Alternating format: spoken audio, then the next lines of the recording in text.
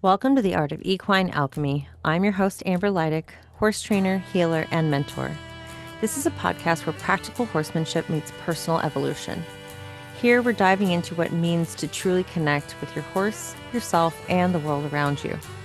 Through conversations with equine professionals, horse owners, and members of our community, we will explore real stories, actionable insights, and tools designed to help you heal and thrive. This isn't just about horses. It's about transforming how you show up in your life. Because when you address what's happening within yourself, everything around you starts to align. Whether you're looking to refine your horsemanship skills, gain clarity on your own path, or create a more meaningful connection in all areas of your life, you are in the right place. Let's get started. Hey, everybody. Welcome to the Art of Equine Alchemy podcast. And you are watching our Mirror in the Stall series, which is a special series that I have dedicated to talking to professionals who are sharing their deepest, darkest secrets with us. No, just kidding. Um, with their own journey and connecting with themselves and, the things they love and how that all ties in. So I wanted to introduce to you today Sandy Vreeburg, who is a head lead and the director of education. Is that right? Did I do that right? Of Masterson Method. Almost instructor lead. Instructor lead. Yeah. And co-director of education. And co-director of education. I set myself up for struggle bus on that. So of the Masterson Method. And so welcome. Thank you for coming and hanging out with us. Love being with you. So Sandy and me have known each other a while, and we connected through a mutual client at the beginning. I want to say it was kind of the beginning-ish of my journey, maybe, where I started to come out of the closet and do what I knew I wanted to do as far as helping the people alongside their horses. And we shared a client. And I think from then, I don't know. I know that I had you on a podcast a long, long time ago, the old version of me, my old podcast. So what I'll do is I will link this in the show notes of this podcast. So if you want to hear more of the history of how Sandy got to do what she's doing and that kind of stuff, you guys can dive deeper in there. But we're starting from here and now in the present moment and where we are now. So do you want to tell people a little bit about what it is you do with the Masterson stuff? Yeah. Yeah. I live and breathe it basically.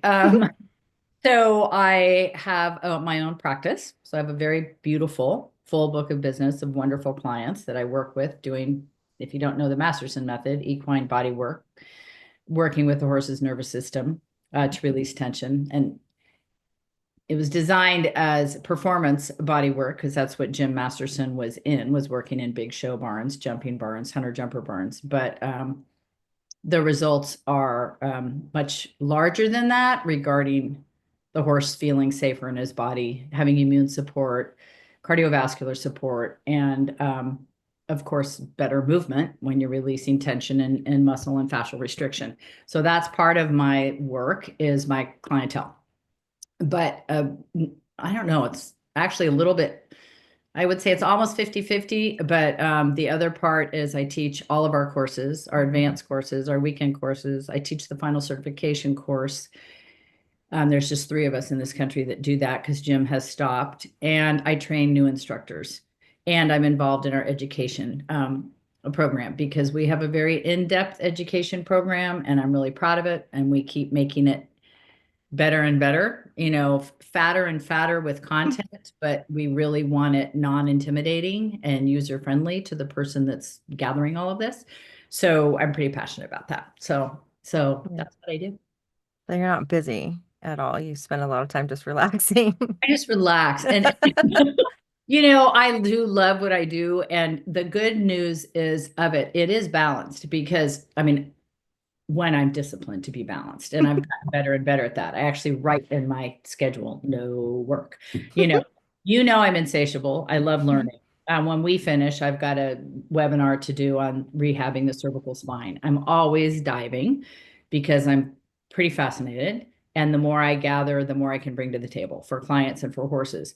But the good news is I can balance teaching is not as physical. I mean, I commit 5 days. I'm gone from 7 in the morning, usually till 6 at night teaching, but I'm not lifting legs all day long and doing what I do when I'm doing, 3 days horses, 7 horses a day. That's the physical.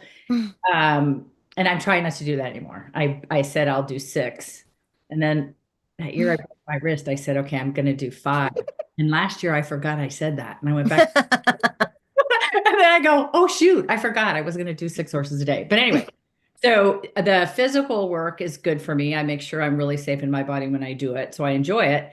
But also the admin part, I get to use my brain and connect with people, which is a big part of my personality always is connecting. And my title used to be instructor liaison. I love to make sure people are good, they're happy with what they're doing, that they can come to me with any questions that they have. So that admin part, I get paid to think, but I'm not hard on my body. So it's nice because I do have a really nice blend of it. Mm-hmm. I'm very thankful. Who knew, right?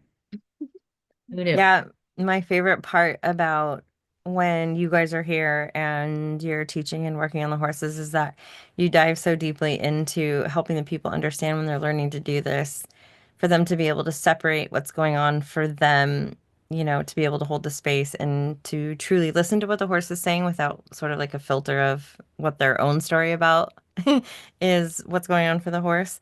So do you want to talk a little bit about the that piece of it? Yeah, so I'm goosebumping because we know they're truth bumps when we plug in. So I got into this because I've always loved horses. I love all beings. Um, and I loved riding. And so I got into this because I was in performance for a number of years. And I always say I'm not the sharpest tool in the shed because it took me a while to see some of the practices that were absolutely not okay. I bought in. I have trouble. I still have a little crumb. I'm getting better of forgiveness still to go with me to thinking that I could really think it was okay. That's Mhm. really hard for me.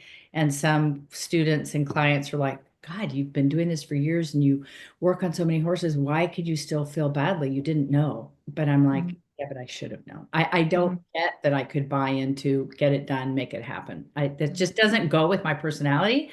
But you do buy in, and it's like get it done, make it happen, take your horse to the wall, whatever it was. So I still have a couple crumbs, but it's a segue, and I segue.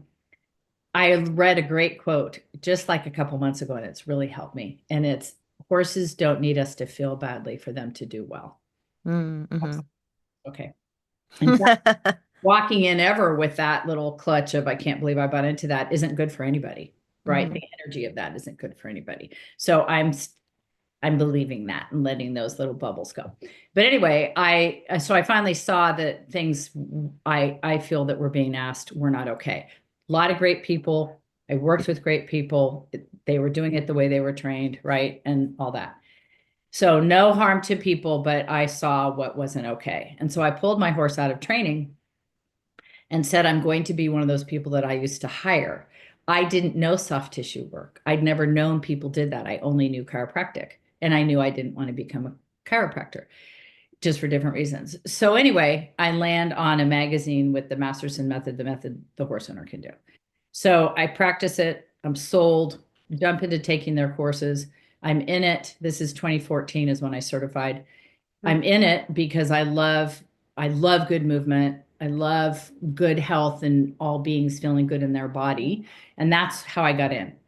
It wasn't until well, I felt happy. I will say this. I felt positive and I loved what I did. But clients kept asking me, why does my horse spook less?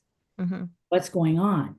That's when I'm just going to say from my heart of hearts, and I wish it for everyone, I knew I was plugged in. I had found, like when people say, have you found your calling? And I pray for all people to find it, whatever it is that they're passionate about. And I hope everyone has a passion and they find the part that lights them up.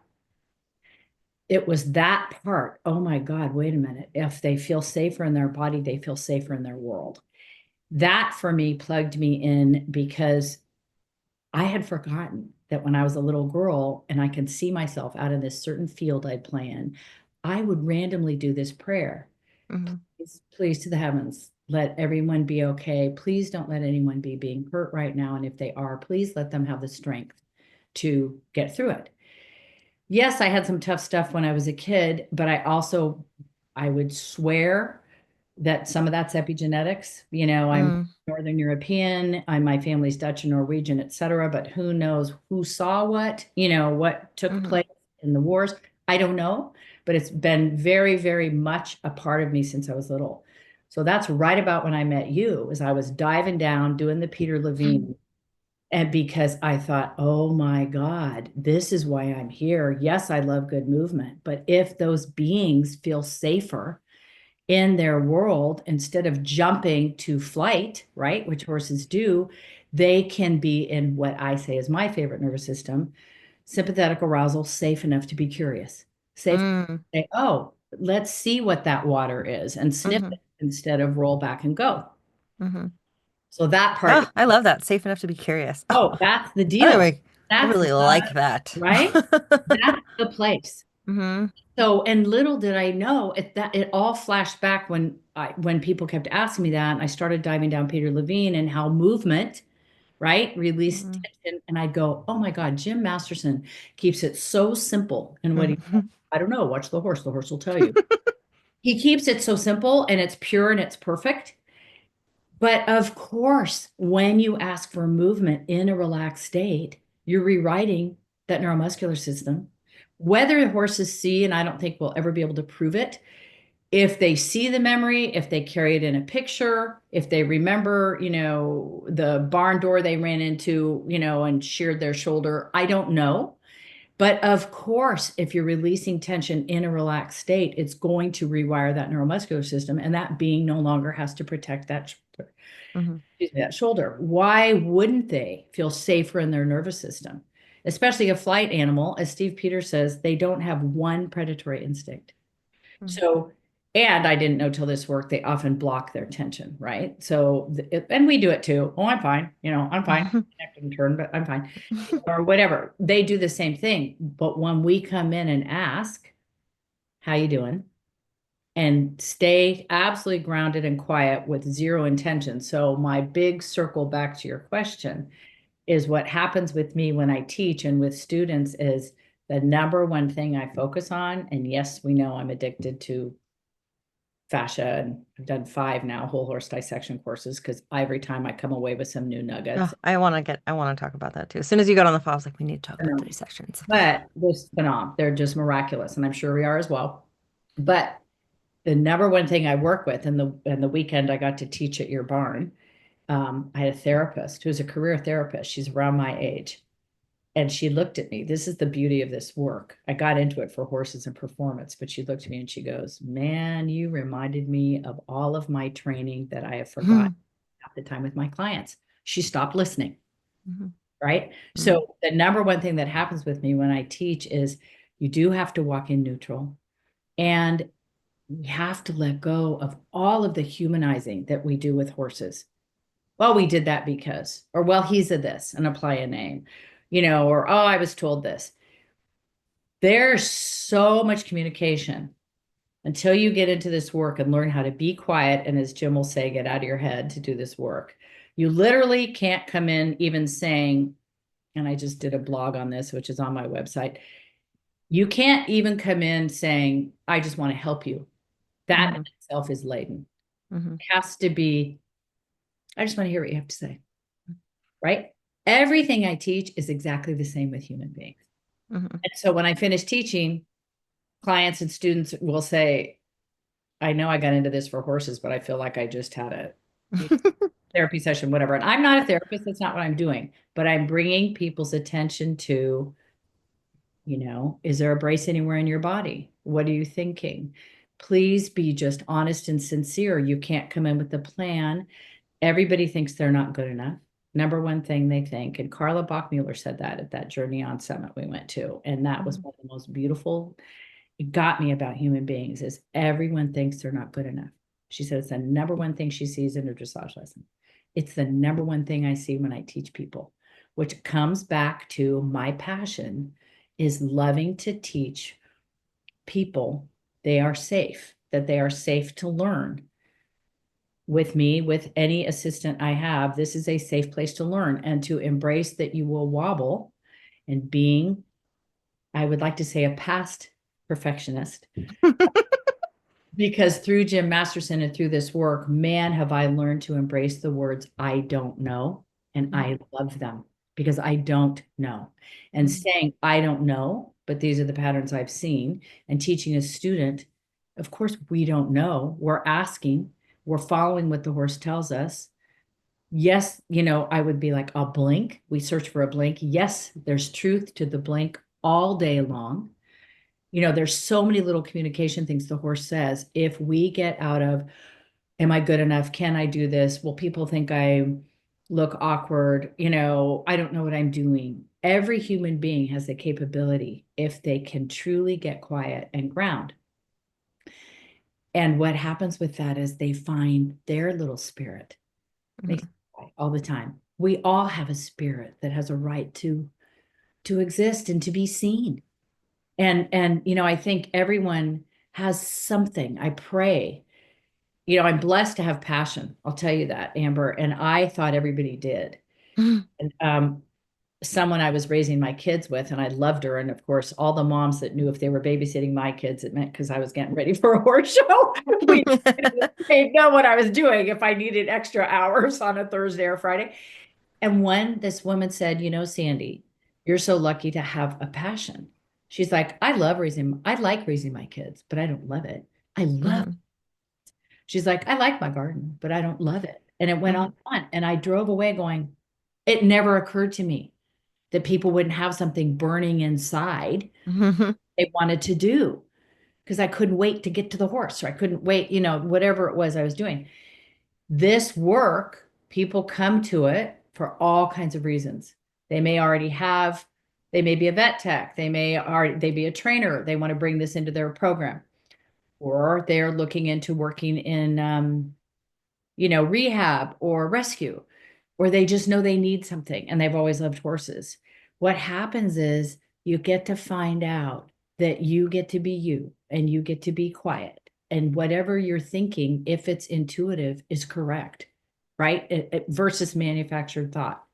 Oh, I think I should do this. Or oh, I bet, if you get quiet, there's a voice in there that is your truest self that wants to be seen and heard. And that's what absolutely immersed me in this. And I love good movement.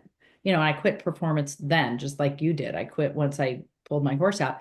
And I still enjoy riding, but I ride less and less. I share a horse with Jack ever since I put my mare down. But I love being around horses. I love doing this body work. I love climbing up and seeing those little ears, as long as that being happy and moving freely. But the biggest thing is it's changed how I listen. It's changed all the time.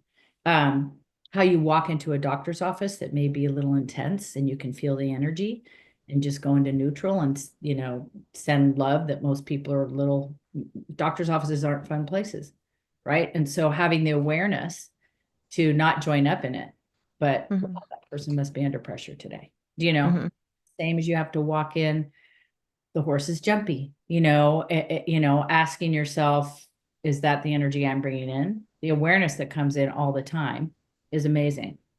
Am I bringing that in? Why don't I stand outside the stall door for a minute and just see if it's something that's happening, or maybe I'm, trying to get here. I've rushed here. All those little mini self checks and all those groundings that you do many times a day bring you into the moment. Healthiest thing for your body, and yourself gets to be seen and thrive. Does that make sense? Most of us go around doing, I think most of us go around missing so much because we do what we think we're supposed to, and we live kind of in patterns, or we're trying to please. So, something else in your question that I heard that I'm just going to answer is, how much people do what they think they're supposed to. Around their horse, what they've been told. It's a picture that's been painted that isn't necessarily accurate, right? To be able to, I pat me because in this chapter of my life, I'm in the chapter of truly, and it started Michael Singer. We talked about that too, Untethered Soul, truly putting me in the circle that I would put other people in as well. Making sure everybody's okay. Mm-hmm.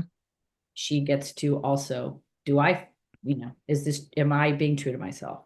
Mm-hmm. That's the number one thing I think what happens with people when they come to learn this and be with horses is if you are true, if you're sad, be sad. The horse receives you.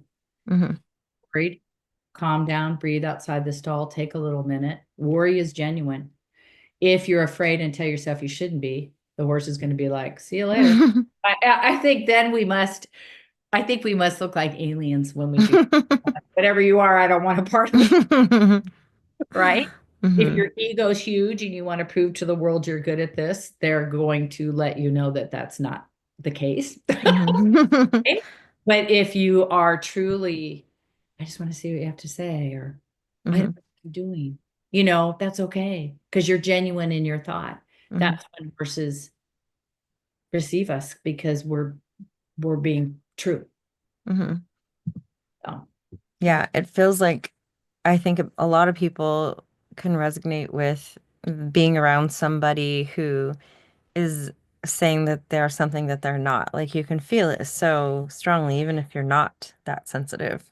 And you think about the horses being so sensitive, where they're like, no, no, thank you. Like, come back when you know where you're at, And so I feel like that the theme that everyone has talked about so far is really like that the awareness piece is like a superpower, and that going back to the safe enough to be curious, it's like when you're teaching and people are in that environment, that's the permission that they get to, which is probably why they get such deep healing just by being in the trainings. It's like for the first time they're feeling vulnerable. You're around a bunch of people you don't know. Sometimes you're in a different state, a different country, and you're doing something that you don't necessarily know what's going on. You don't know what's going to happen next. There's just all of this uncertainty, and then you show up and say it's okay to not know.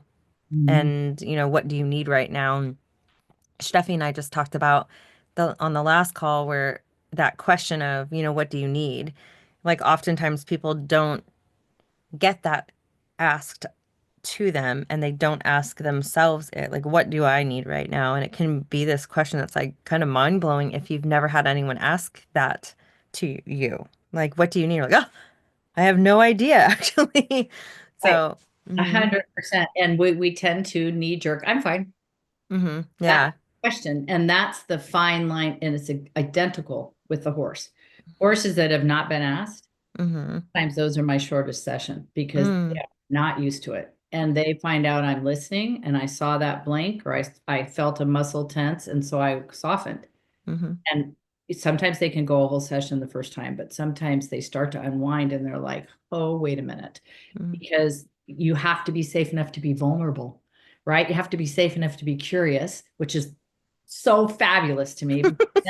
That animal or that human is alive. You're curious instead of bracing and like, I'm fine and closing the door. You're like, wow, I wonder what that is. It's mm-hmm, just beautiful. I think from there we thrive, but you have to be safe enough to be vulnerable. mm-hmm. And that's the part. Same with the horse. He's got to be safe enough. That's why they'll come around. Okay. Other thing that plugged me in totally between you and me studying Peter Levine and the putting movement in was when I learned for those people that want everything scientific and measurable from Dr. Stephen Peters, when the horse often comes around to touch my hand or whatever, I can be lifting a hind limb and I'll feel them and I'll reach back their muzzle. He said, they're actually seeking, am I okay? Mm. Measurable on their tongue. That's an oxytocin release. Because Oh, wow. wow, I know. Because sometimes when I first started doing this work and Jim would teach, he'd say, well, the under the scapula release can really release endorphins. And there'd always be the student that would say, can you prove that? And Jim is so great. He's so great. He just has he just doesn't like any altercation. And so he'll go, no, but that'd be really cool if you could find a way. Could we draw blood, whatever. So now we know it's a neurochemical cocktail. It's not just endorphin. But anyway, They're seeking, am I okay? And all day long, what plugs me in is to be like, yeah, don't worry about it. I got it.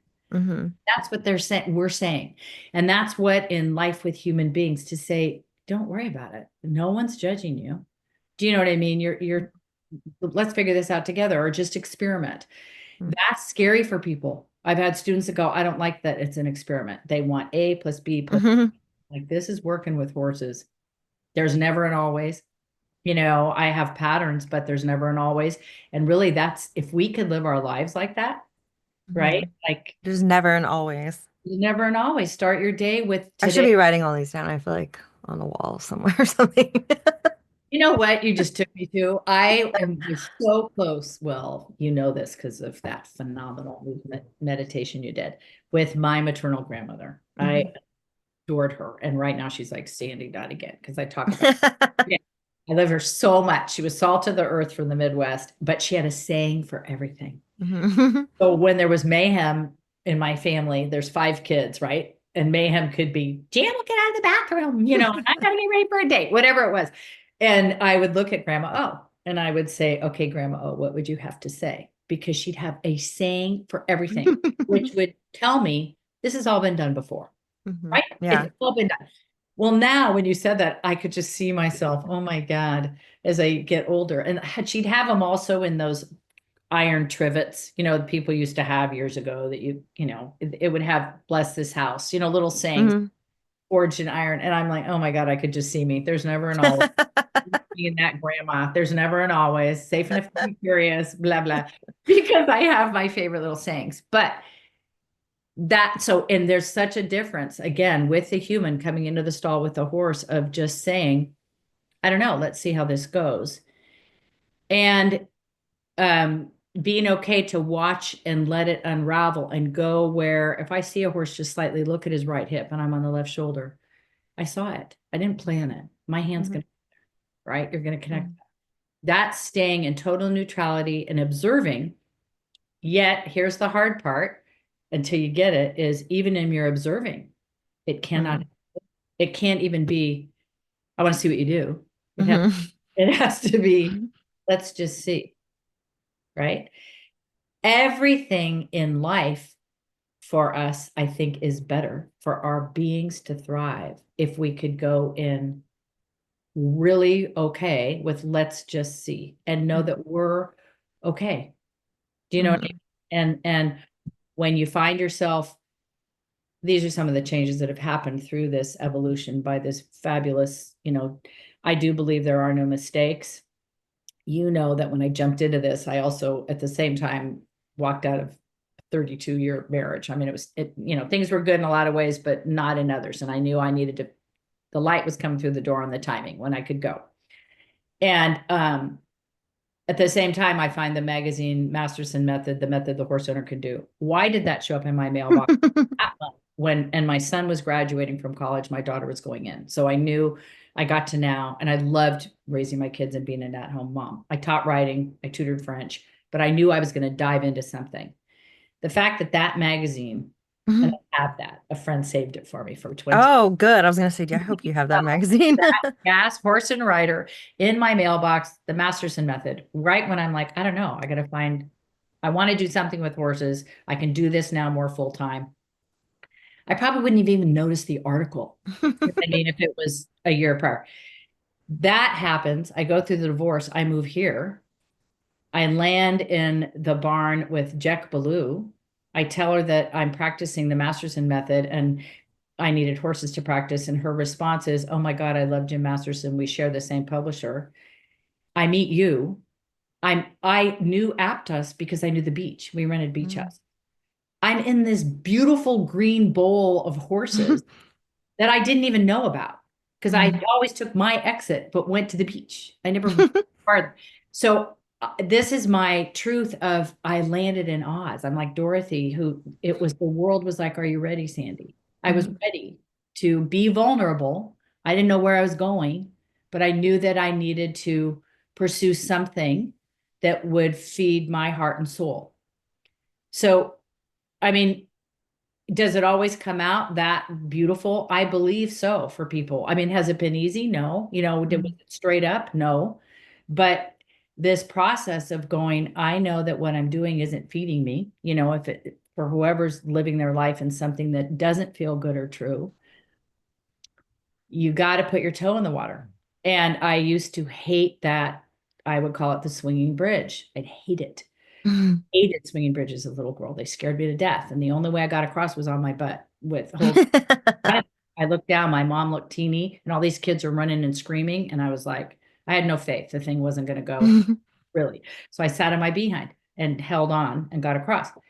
Now, in this chapter, I've learned, oh my God, when I can feel I like where I am, but there's more for me. I now go, oh my God, there you go again, girl. And it's okay. I'm like, something's got you wanting to dive in, or even the dissections, I'd be nervous. Do Mhm. I know enough? There's vets there, there's this there. It doesn't matter. I'm like, Mhm. I'm going. I have a right to be there, and whatever I learn is more than I knew before. Diving into this has done all of that. You know what I mean? For me is you land on your feet, you just see where you want to go and you try it. And if it's not okay, then you make a left turn. Do you know what I mean? It's changed my entire, instead of trying not to make a mistake, and always being very goal oriented. And in corporate world, if something was due Wednesday, you can bet I turned it in Monday because I did no black marks, so I could move up the ladder. And now instead, I just am immersed. I'm not trying to get anywhere. I'm just in.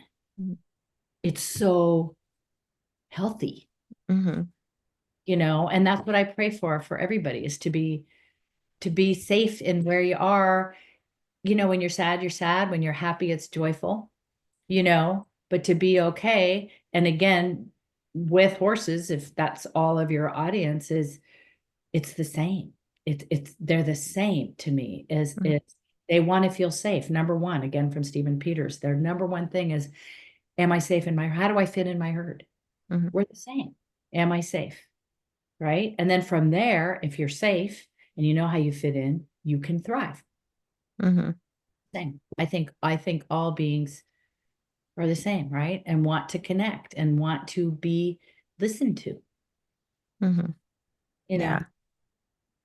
that's all I know. That's it. That's all I know.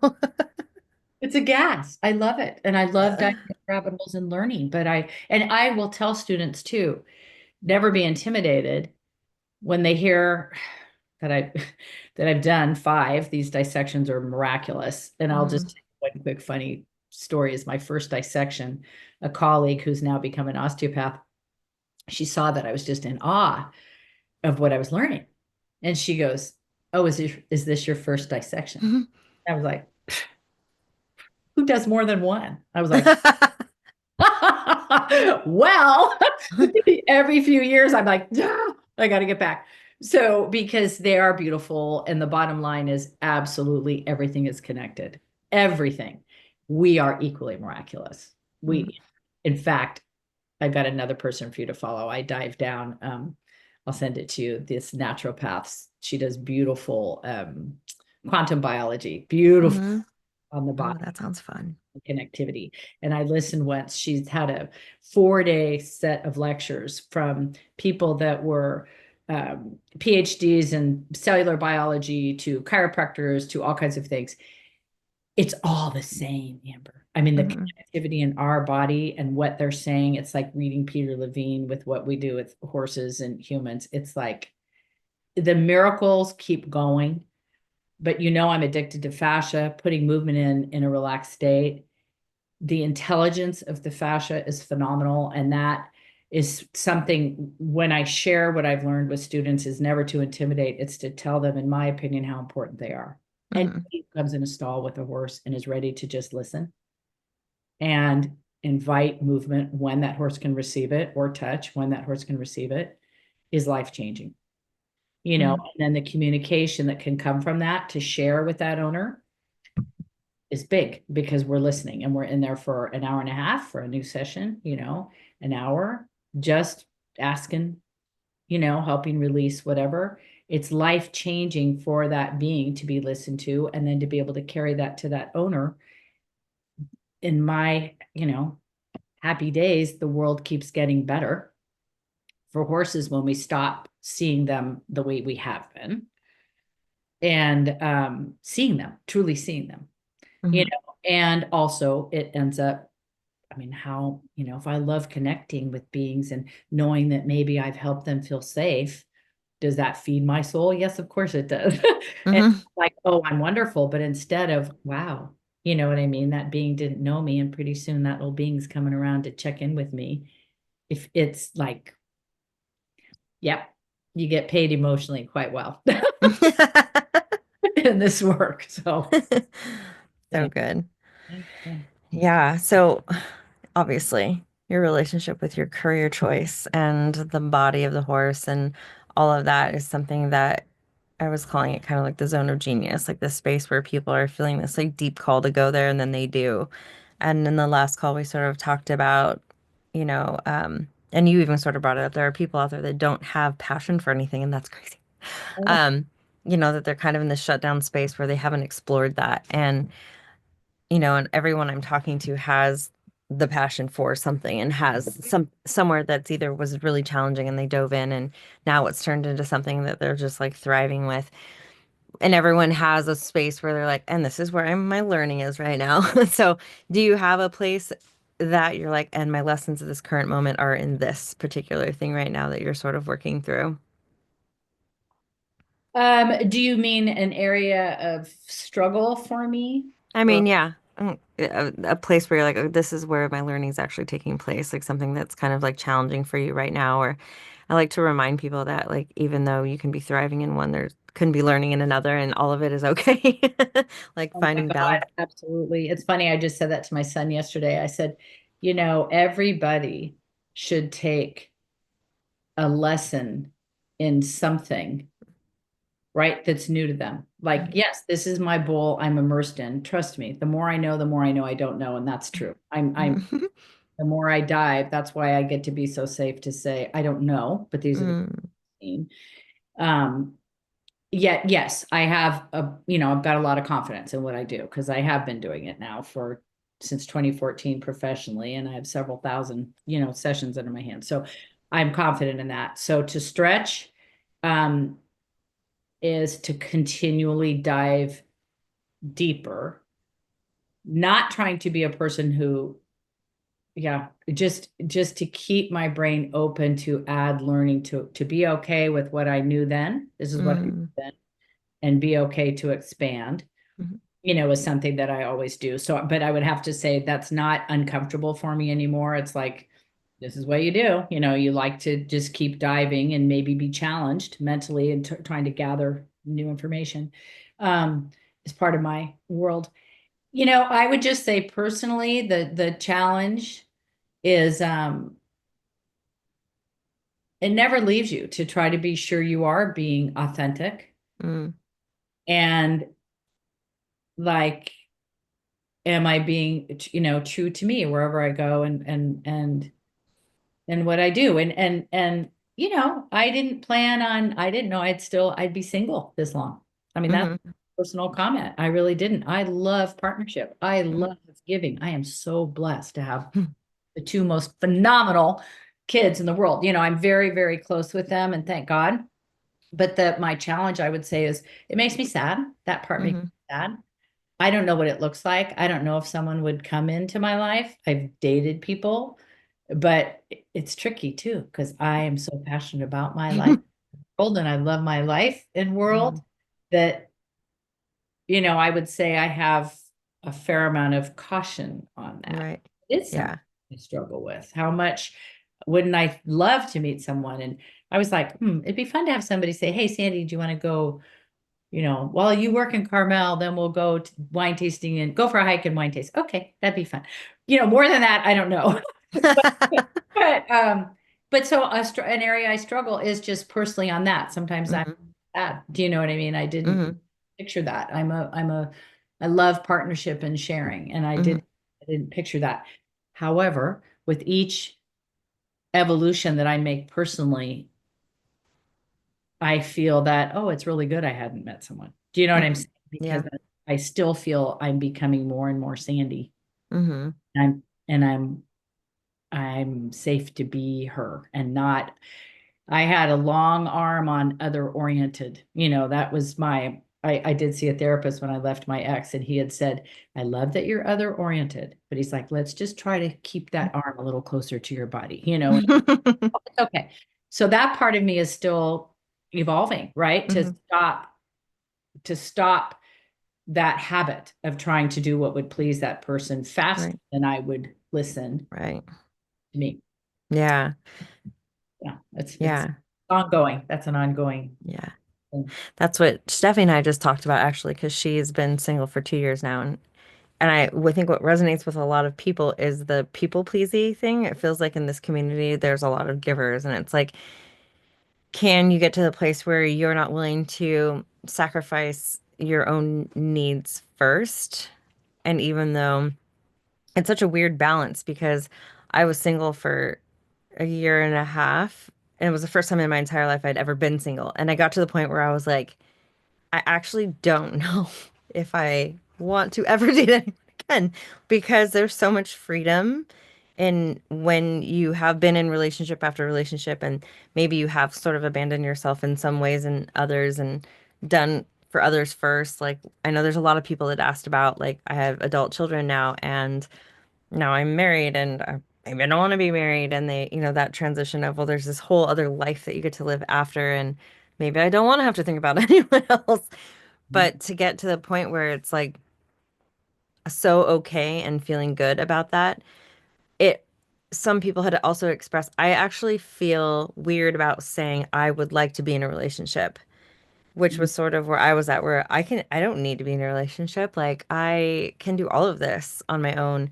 And I feel like that was the thing that sort of was blocking me from receiving that when it was like, I'm okay with wanting a relationship, but I'm not okay with wanting the wrong relationship. And at least now that I spent so much time with myself, I know the difference and I Yeah. can discern, right? And I think people had questions about calling in, knowing that it's safer to have relationships with horses, with careers, with friends, than it is to actually allow a partner in because there is something a little bit more intense about it because they do have this level of being able to affect you more than anyone else. And there's just so much messy learning in that. So yeah, that was something that a lot of people had said when I'd asked the question. I had a poll in Instagram, and it was like everybody said it's safer to have a relationship with a horse than a person, and so that's why I'll stay. And I was like, that is not inaccurate. So I think that Yeah, it's interesting. And that it kind of makes me sad to even say that, but that's how we've gotten, as humans, there's so much noise, hmm so much noise, and so I mean, just so much noise of how you think you should look, what you think you should do. I mean, again, back to the human factor of learning this method and stepping in the stall and being quiet. I will now, because of all that, hear myself. There is a pause. You brought up, working with people and teaching the pause. The pause is huge.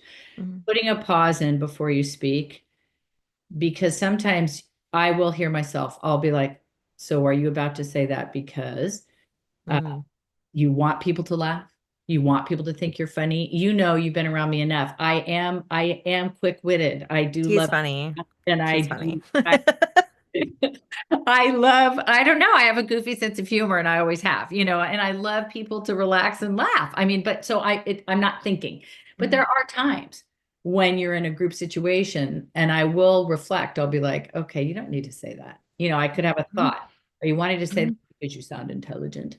That little self check is really good. And it's the same again about, okay, people would rather have a relationship with their horse. Yay. Okay. I get it. Because it's that much more invasive, right? You mhm, have to be that much more vulnerable to show yourself. mhm, But, but wouldn't it be lovely? Do you know mhm, what I mean? To try to go, okay, but I'll put my toe in that water. You know what I mean? And mhm, usually I do too, as far as meeting people or dating or whatever. But it's a funny thing, right? To keep yourself mhm, true and be giving, at the same time, but be sure that you're taking care of the little being inside that needs to be taken care of. mhm. Yeah. I think if I could give anybody parting words on like the relationship with the horse too, like I said, when Jim, when I read this method and thought, what, search for a blank and soften and what, it's real. If we could quiet in our daily life, whether it be with our horse, with other humans, all the doing to and the pausing and doing with, it changes everything. Mm-hmm. And I'll watch people come in, get their horse out, put them in the cross ties at a certain barn I work in, get them tucked up. They get that ride. That was me. I couldn't wait to get in and get that ride. Mm-hmm. And took the weekend seminar, the Masterson weekend seminar. Then I came out and I said to my horse, "Hi, Star, I'm different. I swear to God, I swear to God." It's like, see this hat?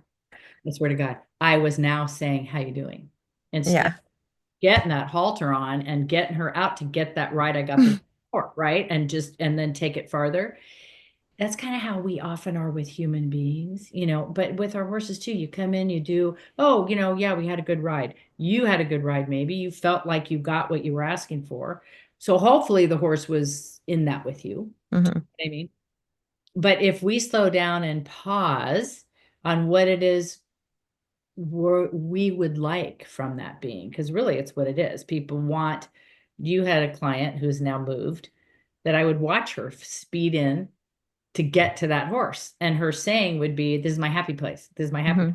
And the horse was like, okay. But I love her. She needed it. She needed this peaceful place. I say that without judgment, but you can't come in and expect your horse to feel that. Mm-hmm. Yeah. Right? You have to be okay if your horse chooses to walk away that day. You have Mm-hmm. to, all right, well, that's what I would do is I'd go, okay, well, I'll clean my stall first. And then Mm-hmm. eventually my mare would come around ready to, spend time with me. But Mm-hmm. that me marching in with the halter was not the person she wanted to, right? Yeah. So I think, we kind of hide and we'd rather have a relationship with our horse because humans are more intimidating. Mm-hmm. But I think both those relationships, horse and human, improve when we slow down and, be okay to Mm-hmm. quiet, not have to know, and Yeah. in the moment and listen. I think it, Yeah. I think it opens the door for both areas to improve. Mm-hmm. My 2 cents. What a perfect way to wrap up this call. And just at the exact time. Look at how good we did. Happy do. I know that's a challenge for me because that first one we went long. I know. Or warn to people if they ever want to watch that other one, get a bunch of, get a pot of coffee. So good. But So, so, so good. I just love chatting with you, and I do think our timing, again, there are no mistakes with our client, with where you were, with Mirror in the stall. It was just like, yes, please, right on this chapter. Yeah. Was perfect. Yeah. So fun. So we'll link all of the information for the Masterson Method in the show notes, and I'll also stick that old podcast in there. We actually have two. We had like a vlog, which was like ridiculously and kind of funny, which was much shorter and hilarious, and also the podcast. So I'll stick both in there in case you guys want to learn more about You have to Sandy put and our journey together. you have to put, I mean, more students will go, oh my God, I love that because you just kept going. We just It was just chaos and it just had to get done. It was because I got invited to that it was like during 2020 or COVID or something, and I got invited to a virtual expo. So we had to put in 6 different videos, and mine, they reached out to me because of one vlog that I had done that got a lot of notice. So I had to come up with 5 more. And I was like, well, what are the things that are important to me in my life and what can I create from it? And I was like, well, that was it. And it was very, very raw about what life looks like. oh, pretty great with the dentist in the barn and I and know. The Luna being dog, happy and oh my God. Okay. it was wild. So Well, entice people. They have that one when they need to laugh. I know. Okay. Well, thank you so much for hanging out with us. And for those guys that are watching and you guys are in the program, if you have questions, you can throw them in this comments of this video, and I can circle back and touch base that way. And thank you guys for watching, and we will see you guys in the next episode.